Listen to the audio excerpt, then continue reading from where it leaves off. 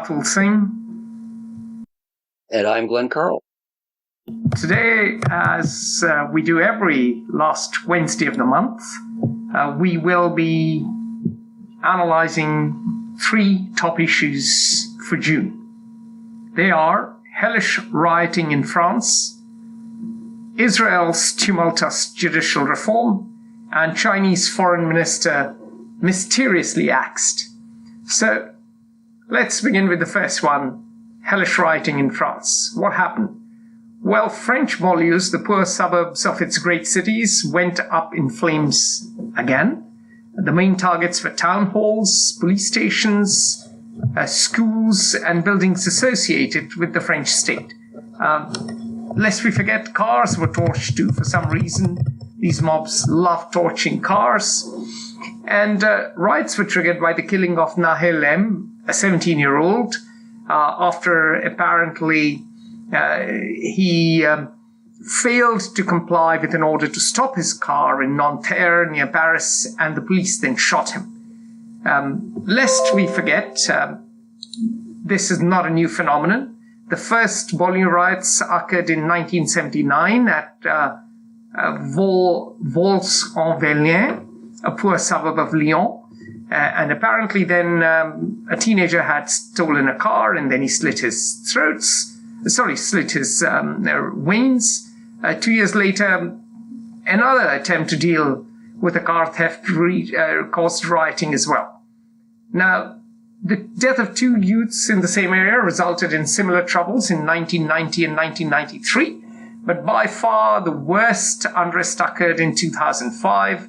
2 teenagers died in an electrical substation near Paris while hiding from the police. Suburbs erupted, and cars were burned, shops were looted, police were attacked, and there was a 3-week state of emergency. So this is not a new phenomenon. Compared to 2005, things are not so bad. Question to you, Glenn, why do you think this is going on, and why does it happen at such a regular rate in France? Because you've obviously lived in France and you know the country well. Well, nothing new under the sun, really. Either with respect to the violence, the reasons for it, the proposed explanations of it, and the proposed solutions to it. So we're in France is in its age-old cycle. I think there are 3 things really that are happening that are missed. 3 factors that are missed in the focus on the violence and on poverty, really. Just as poverty has been found not to be a cause of terrorism, which was an initial thought by scrambling experts and policymakers after the surge of terrorist attacks against the United States, at least starting in really the 70s, but certainly from 2001 on. Nor is poverty really the explanation for the violence and the dissatisfactions in France. Poverty is an element, and I'm not saying that one is satisfied to be poor, hardly that. There's dissatisfaction for it. But I think there are 3 things happening. France has a Greek tragic relationship, as all humans do, I suppose, to life, with respect to the exercise of power and the organization of the state. What do I mean? When there is a problem or an issue, simply an issue, we need to build a bridge, or there is poverty and I don't have opportunity in a certain neighborhood or as a certain part of society, I become frustrated and demand redress. Fine, but to whom do I look? And traditionally in France, one looks to the state, to the center. It is a hyper-centralized, even today, society, culture, and political system, so that all roads lead to Paris. And one looks to the king. If only the king knew. If the government needs to fix this. So there's a demand that the government address the problem, which means the centralized government, and anger at the centralized government for causing the problem in the first place. So the centralized government will take steps, and it becomes therefore both the object of hope and the explanation for dissatisfaction. And the steps will, although they may formally try to decentralize power, ultimately, because the central state is the actor, bring yet more responsibility and expectation to the center.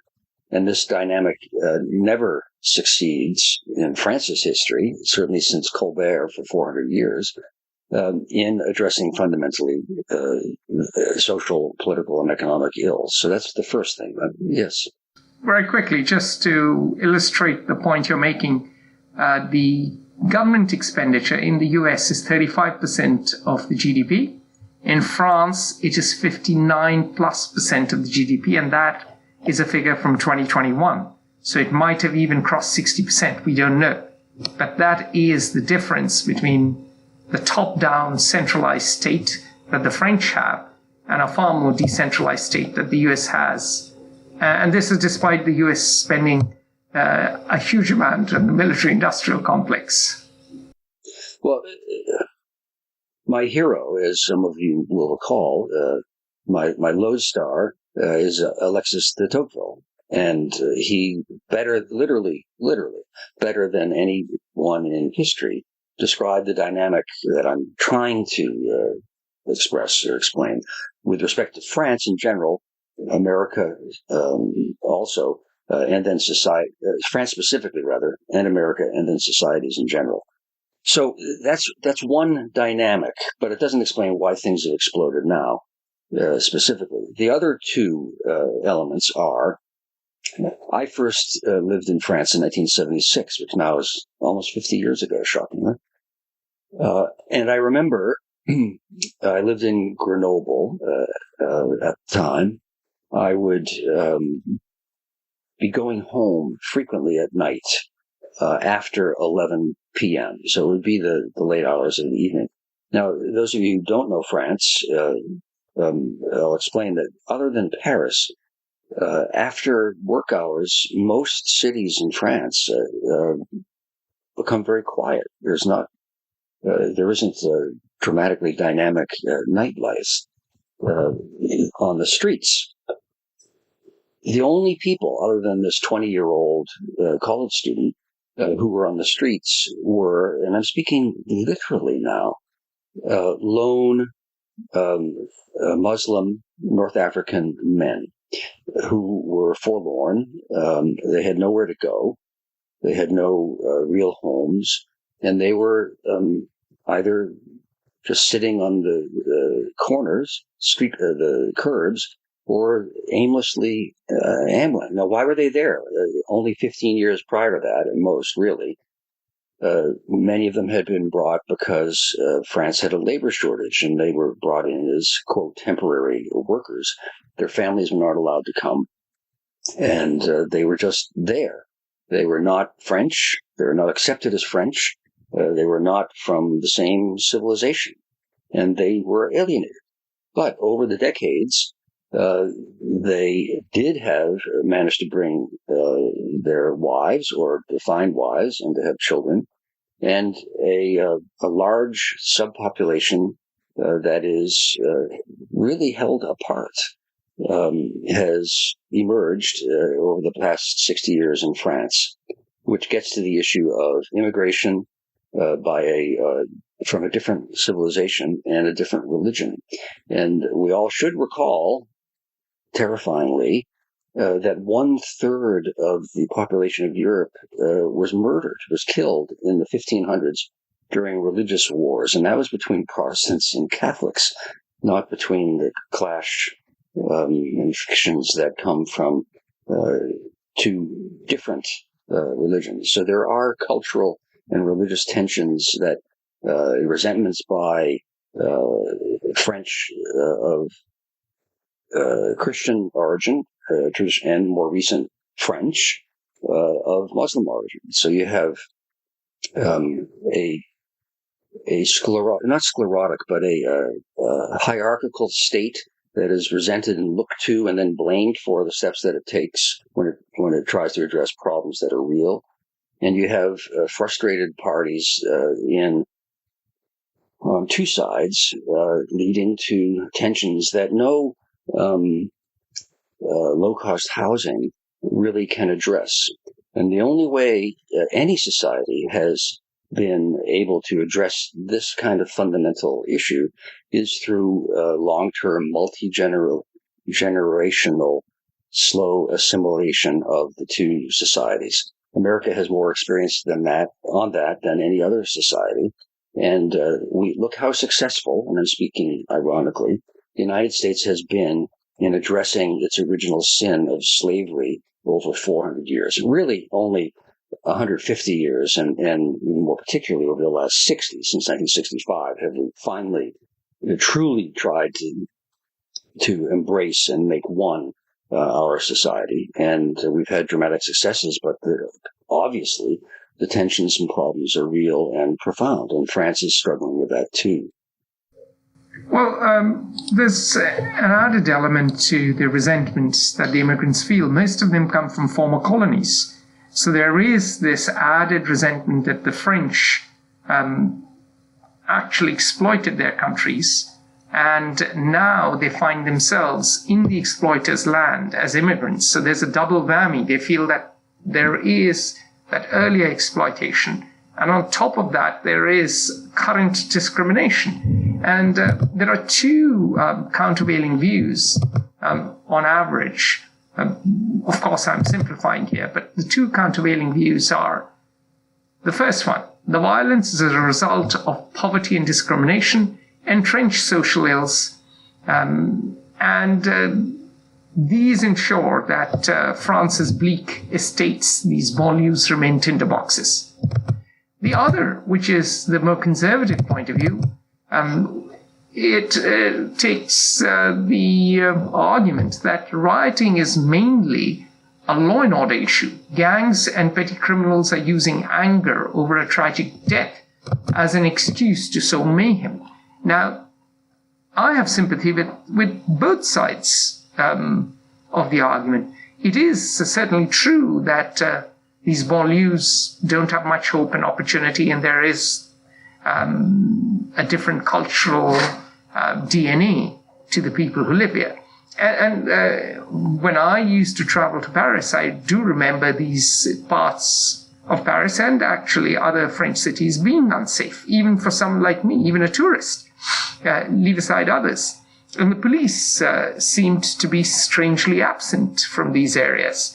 And this has happened not just in France, but it's also the case today in Germany and Sweden. These areas are poor. Assimilation is a problem. There is certainly a clash of cultures, if not of civilizations. And there is anger, despair, a lack of hope. And a small incident can lead to a massive explosion. But at the same time, what is also true is, whilst the French police may have been more trigger happy than its other European counterparts, what is also true is that the French police has abdicated large parts of the country, and the law and order system in certain neighborhoods is not what it should be. And that is the case not just in France. That is also the case in the US, in many neighborhoods. That is also the case in many other democracies. And that is also the case, arguably, even in India. But of course, India is a poor country. 2 points on that. I had a different experience, but what you said and what I will now say are simultaneously true. You talk about the absence of police presence. I worked with the French intelligence services, and they have a domestic security function, their domestic service too. And they explained to me, this goes back 15 years, but nothing has changed fundamentally, really, that there were areas that were sort of no-go zones in these poor suburbs, on the whole, inner suburbs, where the Muslim French population live on the whole. And they said their dilemma was, if we don't go, then we have no presence in it. There's anarchy. There's no law, and things spin out of control. But if we do go, then we are resented, and we choose not to catalyze a crisis by a presence, even. And they felt in an impossible situation where not to go created problems, and to have a presence created problems. My own experience, which goes back earlier as a student, of course, many years, but I don't know that it would be too much different now, is there was an area, very briefly, where these men, the Muslim men, would come together to socialize. It was on the street, a specific street in Paris. And they would play games, card games or whatever things they were doing in the night. And I was walking there to see this wild setting, event. The only other non-Muslim Arab North African people there were the riot police, who were patrolling as though it were in combat, which means that the man in the back walked backwards and checked the roofs, and they were all in riot gear with rifles. And this was in France in the mid-1970s. And for reasons I could never work out, randomly would, of a sudden, grab one of these Arab men and drag him off. And of course, all the others would scatter for the moment, and they'd come back, sort of like birds after you throw a stone at birds if you're a kid. And I could never see why the police were doing this. And it was an insane circumstance to observe. But that was the reality that these Muslim immigrant men, at the time it was only men, lived with. They had nowhere to go, and were sort of randomly corralled for reasons that I couldn't figure out off the street. And of course, that didn't engender a lot of warm feelings. And the police relations with the people in these banlieues remains poor. And France continues to have a race relations problem and has a law and order problem as a result from time to time. We have comments, and Peter Isaacson, our colleague in France, who's actually both American and French. He's a naturalized Frenchman who's lived there many decades. He says there's a link between the Yellow Vest, the Gilets jaunes, and this rioting. And these outbursts were markedly generational, not just ethnic. And he makes the argument young whites strongly identified with the revolt.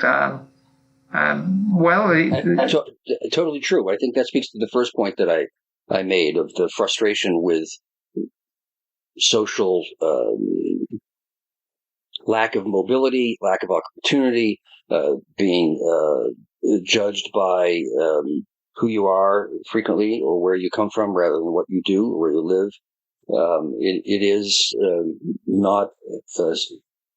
It is a frustrating society for people, and the Gilets jaunes, the yellow vest phenomenon, I think speaks to that, and to the first explanation I proposed of this rigid, centralized state that hasn't succeeded in providing opportunity, but building a nice school and a road or a social center are all good, but don't address the fundamental social cultural issue which gets the government performance. I would agree. Yeah, certainly. With Peter. Join the conversation at Fair Observer and subscribe to our YouTube channel.